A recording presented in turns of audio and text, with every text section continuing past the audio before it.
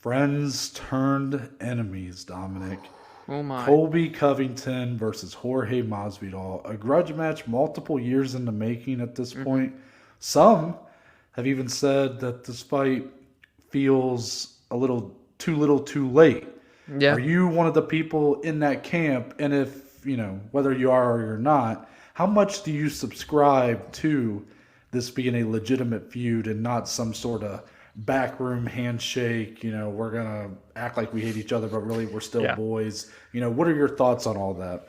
Actually think it's the perfect time. I mean, both guys are coming off losses to Kamaru Usman. They fought him twice for titles. They've lost both times. Both guys are kind of, in La La Land, I guess. Yeah, Purgatory. purgatory. Because Colby is like the clear-cut second best right now in the world, but he can't go fight for a belt again. Who is he going to fight? Jorge Masvidal, kind of in the same way. He's obviously bumped back a few spots in the rankings, but if you're looking at big fights to make for 170 pounds, this is the biggest fight you can make right here. So I understand. I think it's great timing for both guys at this point in their career. It's a money fight for both. So I'm down 100% for the timing. And as you say, for the storyline, I have seen both sides, right? To me personally, it feels real. I mean, from everything that's being showed in the embedded, in the media day to day, we're recording this on Wednesday, on the countdown episode, there's like legitimate animosity. That's the right word, right? Animosity, hatred, just disgust with one another. The storylines of how they're saying Colby didn't pay one of his coaches, and Jorge, or this is all going back to their ATT days. And then it kind of just started there, and it's just gotten worse and worse and worse over the years with their title fights and all this stuff going on in the division. So it's the perfect accumulation of events to meet right here head on. Here at UFC 272. And again, to me, it feels real. I can see where people are saying, oh, it's just a little business room. They're in the back, shaking hands like Noah said. But I'm going to go on the side of, I think it's pretty legit, Noah. What about you? Well, let me just say that as far as like too little too late goes, I don't really believe that. I mean, and you're kind of right. It does kind of feel like a perfect timing because both guys have been beaten twice by the champions. So it's kind of Yeah, like, well, I don't have really a fight for a belt coming up. So let me fight that guy that I legitimately hate. So, exactly. it's the biggest fight that you can do right now in the UFC that doesn't involve like a Conor McGregor or a Nate Diaz or Yep. maybe Dustin Poirier at this point. I mean, Jorge Masvidal is at that level of those two guys I said before him. Not necessarily a Conor guy, but I mean, you know what I mean. Like Yeah. Yeah. he is, he has basically what's the word? Raised himself to that Yeah. level. Yes. Obviously, with the 2019 that he had. Now, since then, it's been a little more bumpy. He's had two fights in 2 years, both title fights against Kamaru Usman, and both losses. Once was the one he took on like a week notice, and it like almost raised his star value even more. Yeah. You saw the obviously the pay per view buys for UFC 251 were massive, and then it was a pretty lackluster main event, and Usman pretty much dominated the fight as kind Yep. of expected. Then they did an immediate rematch in 2021, and everybody kind of wondered why is Masvidal getting this rematch, and there was talk that maybe it would be different with the full training camp and Hmm. whatnot. And then Usman knocked him out with probably my favorite knockout of that year. Brutal. So it's been a little bumpy since 2019 when he really rose to be the star. Yeah. Colby Covington, on the other hand, I don't think people necessarily put him on the same pedestal that they would put, like star value wise, as a Masvidal or a Nate or a Poirier. But he's really kind of there. I mean, honestly, and I mean, a lot of people don't like the shtick. They don't Yeah. like the character that he portrays. I don't know how much of it's a character, how much of it's a real. Yeah. Yeah.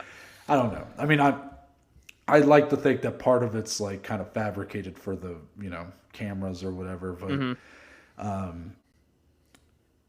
I'm not necessarily like a fan of the shtick. I mean, I'm not walking around going, yes, please give me more models on screen with you that definitely were paid to be there. And With like, Bang energy yeah, drinks and you got and like the MAGA hat and all the yeah. American flag stuff. I mean, that's fine. Like, hey, I ain't making a political statement there. I'm just Right. saying, Like, I'm not gonna pretend like I'm just like loving every second when he's. I Yeah. mean, it's a little cringe sometimes. You Yeah. know, it's like saying I love Henry Cejudo for the king of cringe stuff. It's just not really the case. Yeah.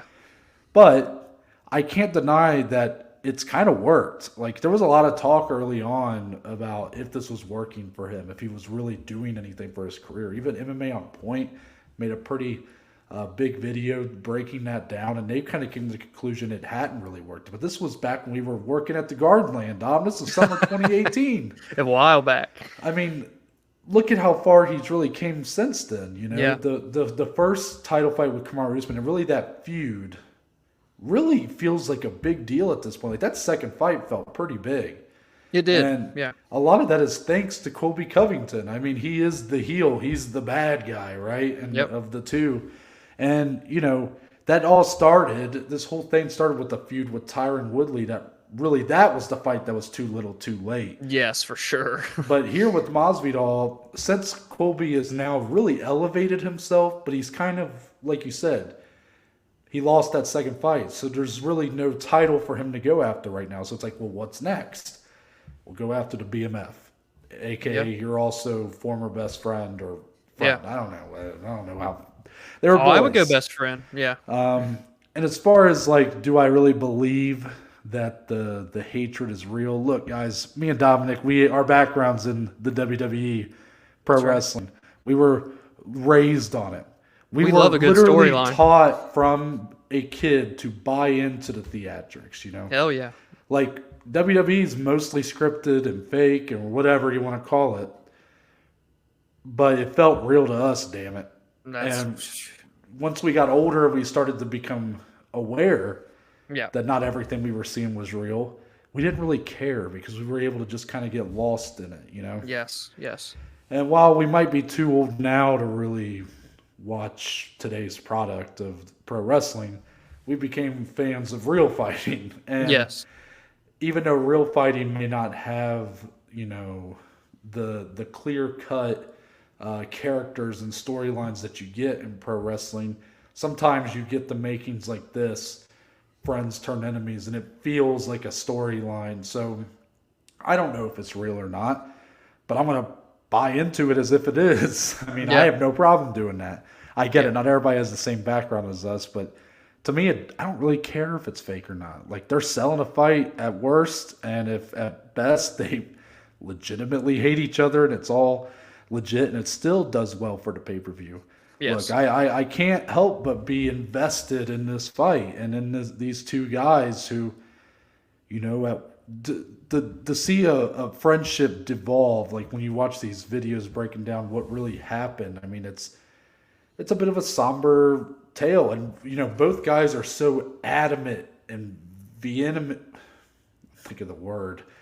They're so adamantly opposite of one another in every facet of this story that it almost becomes clear that, like, all right, well, one of you is not telling the truth. Yes. But, Yes. you know, and that just makes me more interested in it. So I think that this fight has the buildup of a really big fight feel, and with no title on the line, that's huge for the UFC.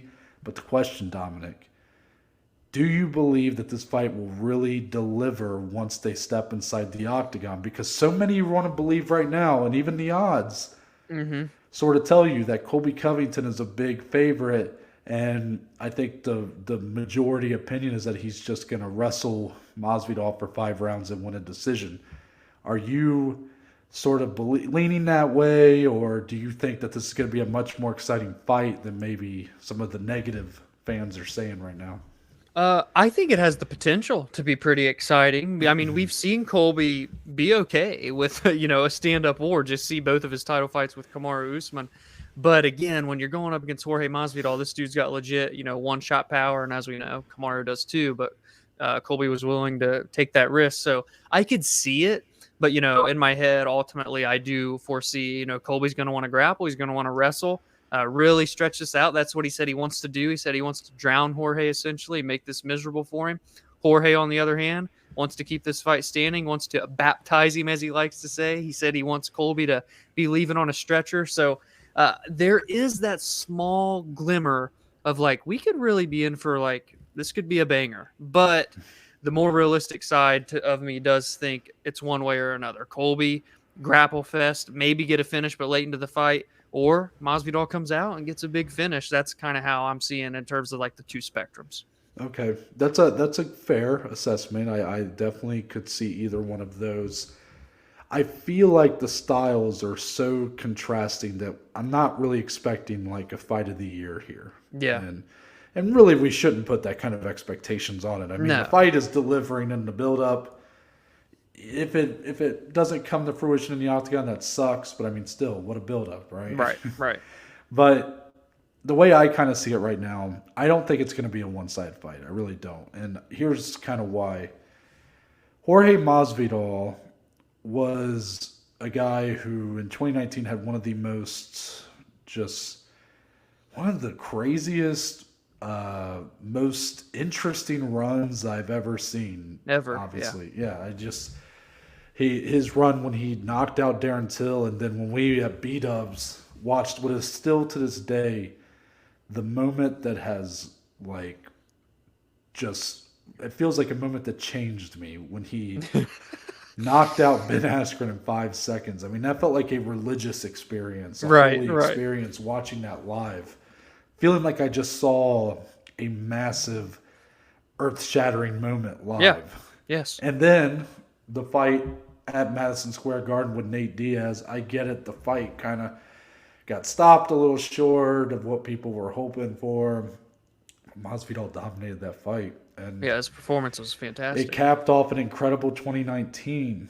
And I get it. Since then, back-to-back losses to Usman. But let's be clear, Kamaru Usman is the best fighter in the UFC. Yes. Just because Masvidal has lost twice to him since then does not mean he's not who we thought he was in 2019. I agree. I get it. He's a couple years older. I understand that maybe some of the 5-second knockout or, the doctor stoppage, maybe there's a little bit of luck in how high, Masvidal's star power rose.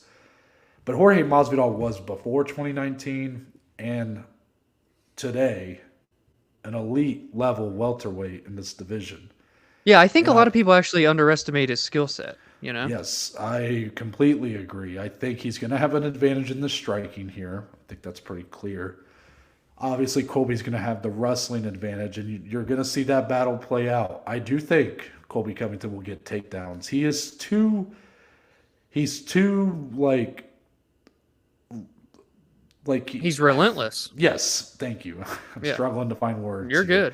He's too relentless to not get those takedowns, in my opinion. Yeah. More so than even Kamaru was in the first fight with Jorge. But I also think Jorge's going to find an ability to get up. Something that he did not do.